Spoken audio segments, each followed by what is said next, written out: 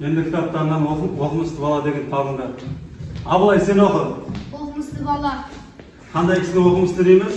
Оқымышты. Дұрыс. Әрі қарай. Bir bala қалада оқып жазғы тұры ауылға келді.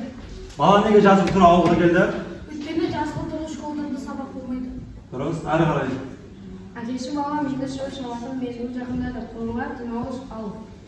Мен шапқан шөпті жинап жәрдемімді тигіз деді. Сендер әкелеріңе, ағаларыңа қолғабыс қыласыңдар ма? Иә, қыламыз. Жарайды, ары қарай оқы. Қалмырза. Баланың жұмыс болғысы келмеді.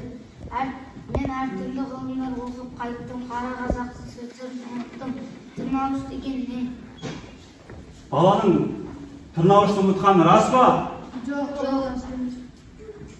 Жарайды, ары қарай. Әлбек сен оқы.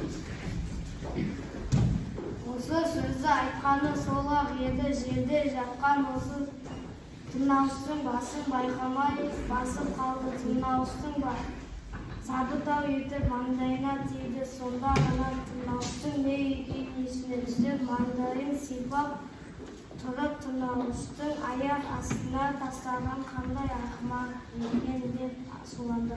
Жарайды.